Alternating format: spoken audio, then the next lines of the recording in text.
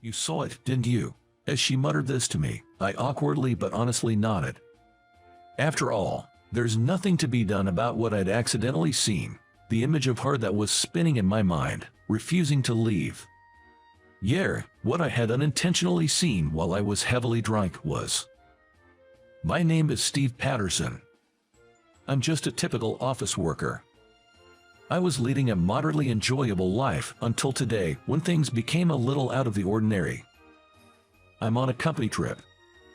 We're staying at this old but charming inn, complete with a hot spring and clean rooms. It's pretty awesome. Our company isn't that big, only about 20 people, but this year we'd performed particularly well, so they decided to give us nice accommodations. 2 male staff share a room and female staff got a single room. There aren't many female staff, and it's probably a special treat for our top performer, Catherine. Catherine is a stunning top saleswoman. Despite being my coworker, she is nothing like me. She is excellent and kind, like a goddess. As you might imagine, she was surrounded by the boss and department manager during the banquet at our trip. The boss and manager were clearly smitten with the hostess. Amidst all this, my gaze was directed at Catherine. Catherine, we have high hopes for you this year. You're our company's ace. Thank you. While watching her smile from afar, I sipped my drink. Even if it's pathetic, the thought of an average Joe like me drinking with Catherine felt audacious. As I was drinking like this, I ended up drinking more than I thought. The bosses were having a great time with the hostesses, and their boorish laughter echoed throughout the banquet hall. The female staff had returned to their rooms early because it was getting late, so it seemed like the bosses were having their fun time. Feeling dizzy from drinking too much, I made my exit in a hurry. My room was, although this was a traditional inn, unusually like a hotel, it had names and numbers on each room. Apparently, they used to have just names, but they started adding numbers to make it easier as they had more guests.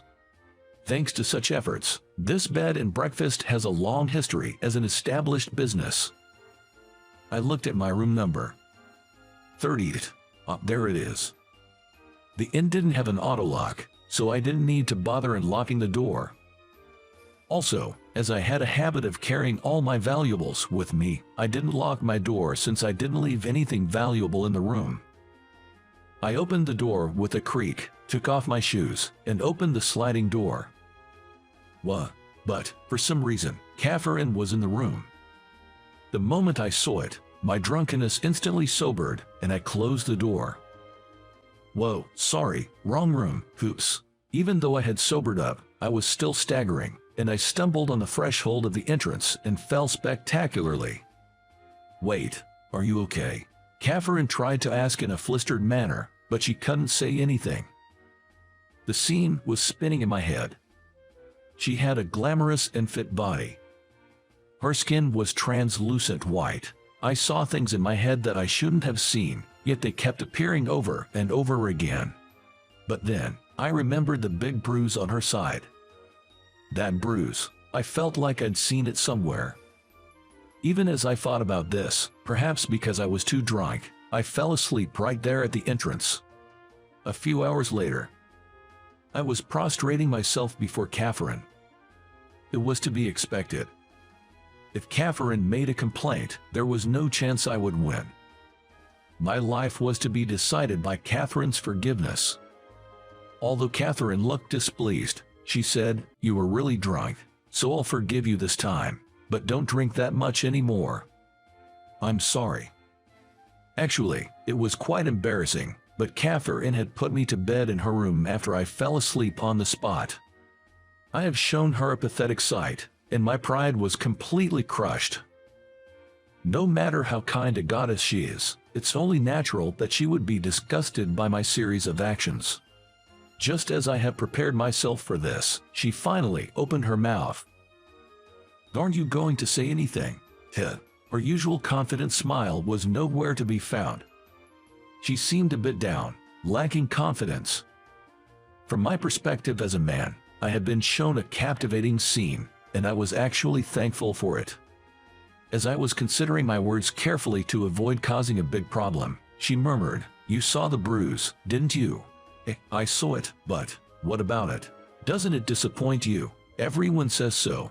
If only it weren't for that bruise, I'd be perfect. I did see the bruise, but the impact of the other pots was too strong, and I didn't think that bruise was something I needed to worry about.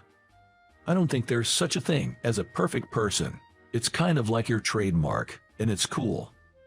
I inadvertently blurted out those words. Then, she widened her eyes in surprise. At the same time, I felt a sense of déjà vu. Had I said this line somewhere before? "You're really different, Steve. You're the second person to say that to me." "Oh, was it your boyfriend? Isn't it well known in the office that I'm single? Are you being sarcastic?" I was told that by a classmate in elementary school. Well, I've transferred to another school due to my parents' circumstances, so I haven't seen him in a while. Upon hearing her say this, I exclaimed, "Ah, it's a distant memory, but there was a girl with a bruise in my class. I think it was around the 2nd grade. During gym class, while changing, one of the boys said to her, 'What's that black spot? So gross.' A few boys joined in the mockery, and she ended up crying. I remember saying the same thing to her.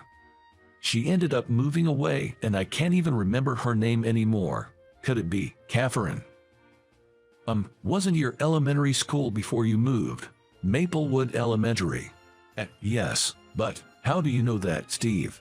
"Yeah, I just remembered that there was a girl in my class who had a birthmark like yours. You moved away before we went to the 4th grade, right?" "Yes, that's right." "Wait, Steve, were you the boy from back then?" It turns out, Catherine and I had attended the same elementary school. Catherine's parents divorced at the time, and she moved with her mother, changing her last name to her current one. I never thought I'd reunite with her as a coworker at the same company. But you remembered me after seeing me undressed. That's kind of awkward.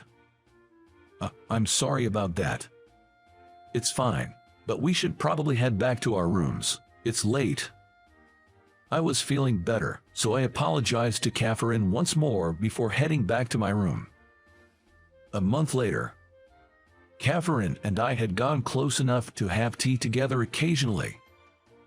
That's because Catherine had become a little comfortable with me, as I didn't get disappointed seeing her birthmark. We'd have tea, and sometimes even a drink or two. When we did, it was almost always time for Catherine's ranting session. "Why does nobody value you?" "Because I'm just not that good." "What are you talking about? You quietly handle administrative tasks and help others without anyone noticing. You need to assert yourself more." Catherine's complaints were mostly about my job evaluation. "I'm simply doing what I think will make everyone's job easier, nothing more." Catherine insists that it's incredible, but I think it's an overstatement. When I say so, Catherine always pouts. Seeing her like that was kind of cute, and I thought our relationship would continue like this forever. But then an incident occurred that marked the end of this relationship. Catherine said she was going to meet a client, and then all contact with her was cut off. Our company deals with dyeing, and Catherine was supposed to be visiting a factory in the countryside today, but she hasn't returned to the office for hours. No one can get in touch with Catherine, and the factory says she came for a visit and then left. Even when the work hours ended, Catherine hadn't come back, and her mother, who is her emergency contact, also didn't know where she was. I was supposed to be done for the day, but it was hard to believe that the Catherine would go somewhere without reporting to the office. I decided to go looking for Catherine after work. The road leading to the factory is rarely used by vehicles. It was dark at night, and there was little I could do on my own other than look down at the mountain from the road, but maybe there was some kind of clue. As I was driving, I found Catherine's car stopped on the side of the road. But Catherine was nowhere to be found. The driver's seat door was open, and the keys were still in the ignition. "Catherine, where are you?" It was when I shouted. "Steve, is that you?" A frail voice could be heard from the other side of the guardrail. meaning it was from the woods. Beyond the guardrail, there wasn't a paved slope, and at the bottom of it was where I found Catherine. Her clothes were tattered as if she had fallen down. She was weakly raising her hand in distress. I immediately contacted the paramedics, and Catherine was rescued. During her fall, she twisted her ankle and had some minor scrapes, but thankfully, her life was not in danger. She mentioned that her car had broken down on her way back from the client's place. While checking out the issue, she lost her balance due to her high heels and fell through a gap in the guardrail. Catherine wondered, "Why were you there, Steve? I'm glad you were, but it's strange." So, I told her, "I thought something might have happened. I was looking for you because I knew you weren't the type to skip work without telling anyone." Hearing this, she blushed and smiled. "How about going to the aquarium next time, as a thank you?" This was clearly an invitation for a date. It was different from the usual casual suggestion for drinks. This had me puzzled, but I declined her offer. "Let's go when you're fully recovered. You've twisted your ankle after all. We should start with somewhere closer. I'd like to be the one to ask you out to the aquarium." Upon hearing this, Catherine seemed pleased. There was a reason why I declined. I had planned to ask her out to the aquarium myself and confess my feelings to her. A man should make the first move. Well, that's just my pride talking. But, in the end, I wasn't able to ask her to go to the aquarium. The reason being, a week after Catherine's accident, we were informed that our company was to be merged. It was so sudden and surprising. But given the shaky performance of the company, I could understand if the boss was doing this to protect our livelihoods. We had good performance this year, but we had been struggling for the past few years. The grand company trip we had, that was the last of it. That's why it was so luxurious. So, it was inevitable for the company to merge. But the problem was with the company we were merging with. It was a major fashion company, and we were to be assigned to its newly established dyeing department. And the boss of that company was Catherine's mother.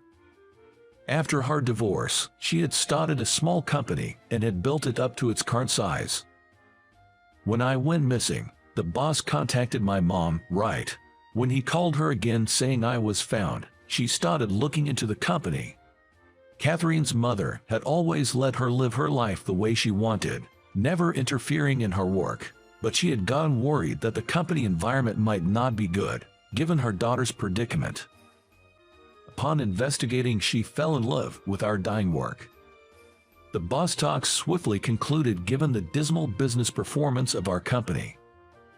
The paperwork is still in process, but it seems to be ongoing. A company transfer. I was thinking about this nonchalantly when suddenly the boss tapped me on the shoulder. "Steve, can I talk to you for a moment?" The boss was looking at me seriously. Could it be that he's going to say, "I'm sorry, but you're fired"? The pressure from the boss was intense. Yes. The truth is, you're the only one being transferred to a different department." "What? Am I not in the dyeing department?" I was surprised as I received an explanation from the boss. Apparently, based on the recommendation from a woman named Catherine, I was the only one assigned to the main office. I was shocked by this, but Catherine too was going to be assigned to the office.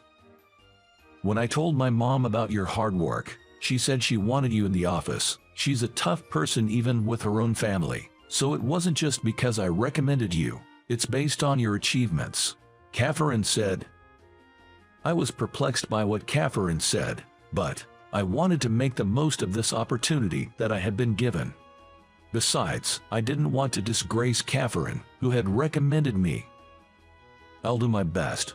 And thus, I progressed in my new company, which was about 20 years ago now. I'm in my 50s now. But thanks to my hard work back then, I'm now an assistant to the CEO. The company has grown significantly under a new CEO, but the new boss keeps me busy. At work and even at home. Steve, where's the wine? Come on, Catherine, you're drinking too much. I scold my wife, Catherine, who has finished a whole bottle of wine at home. Since joining the office, we work together more, and although I originally intended to confess my feelings at the aquarium, Catherine confessed to me first. And so, we started dating, and then got married. We've been blessed with children, and we're leading a successful life together. Catherine took over the company, and I'm supporting her, but no matter how many years pass, Catherine keeps leading me. I find it absolutely endearing. Why not? It's our home, so it's okay to get drunk. You'll catch a cold if you sleep on the floor again. I don't need to hear that from you. I was at a loss for words. We've been together for 20 years, but she never fails to make fun of me. But I'm not upset. After all, if it weren't for that incident, I wouldn't have been able to spend time with her like this. Alright, if you get too drunk, I'm sleeping on the couch.